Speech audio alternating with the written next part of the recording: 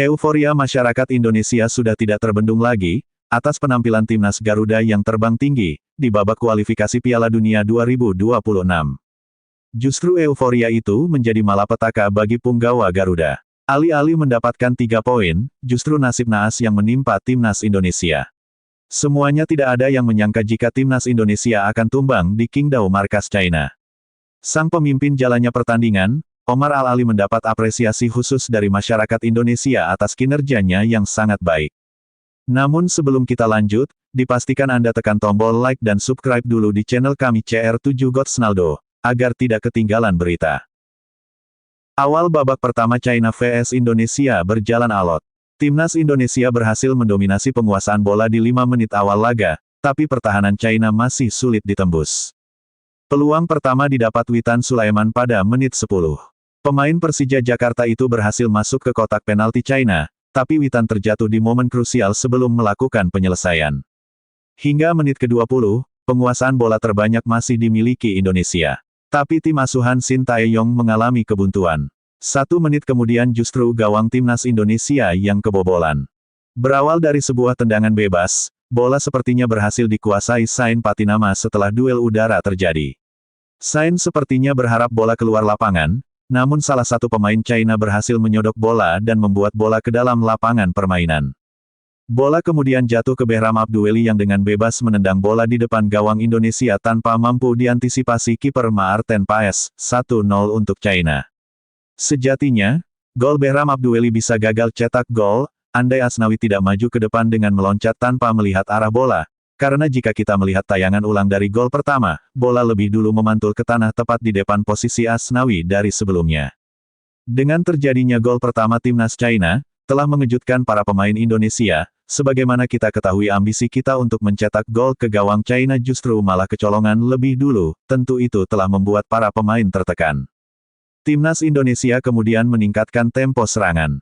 Setidaknya tim Garuda punya 2 peluang emas, salah satunya lewat tendangan keras Kelvin Verdong pada menit ke-40, namun sayang tendangan tersebut masih bisa diamankan oleh kiper China. Pada menit ke-44, Zhang Yuning berhasil membobol gawang Indonesia. Memanfaatkan umpan terobosan Gao Zunyi, Zhang Yuning sukses lolos jebakan offside dan dengan dingin menaklukkan Paes.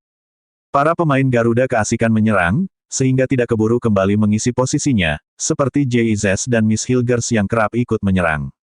Sebenarnya Miss Hilgers telah mengejar Zhang Yuning, yang telah menggiring bola, namun pergerakan Miss sudah terlambat 2 langkah, sehingga tidak bisa terbendung lagi dengan terciptanya gol kedua untuk timnas China. Skor 2-0 untuk China bertahan hingga akhir babak pertama. Di awal babak kedua Shin Tae-yong memasukkan 3 pemain sekaligus, Marcelino Ferdinand, Tom Hye dan Rizky Ridho. Ketiganya menggantikan Witan Sulaiman, Sain Patinama dan Miss Hilgers, demi perubahan strategi untuk mengejar ketertinggalan 2 gol dari China. Masuknya 3 pemain baru itu membuat dominasi timnas Indonesia berlanjut di babak kedua.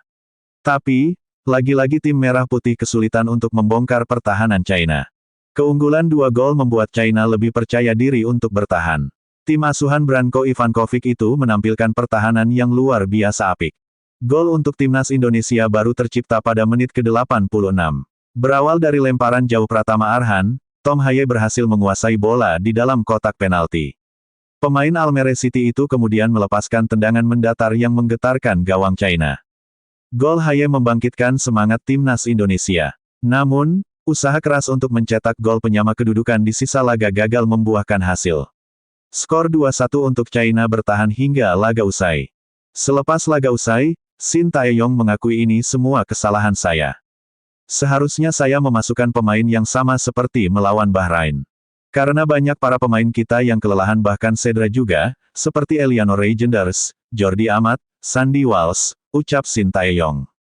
Setelah pertandingan berakhir, timnas Indonesia langsung terbang ke tanah air. Bahkan Ketua Umum PSSI Erick Thohir telah mengatakan, kita harus evaluasi, baik kalah maupun seri dan menang kita akan tetap mendukung timnas Indonesia.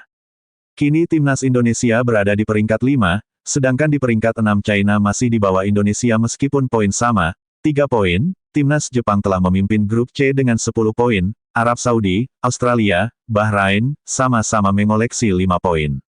Peluang timnas Indonesia untuk lolos otomatis ke Piala Dunia masih terbuka lebar, dengan catatan timnas Garuda minimal harus meraih 4 kemenangan dan 2 imbang. Meskipun terasa berat, ini demi mimpi untuk tampil pertama kalinya di Piala Dunia 2026 di 3 negara, yaitu Amerika Serikat, Kanada, dan Meksiko. Nah, gimana teman-teman pendapat kalian? Apakah harus ada pemain tambahan lagi, 1 atau 2 lagi pemain abroad? Kalau menurut Mimin sih kita perlu 2 striker lagi, untuk menemani Rafael Struijk dan Ragnar Oratmangun, karena tim Garuda sangat minim mencetak gol dari seorang striker. Lalu siapakah pemain yang kalian pilih? Silahkan tulis di kolom komentar.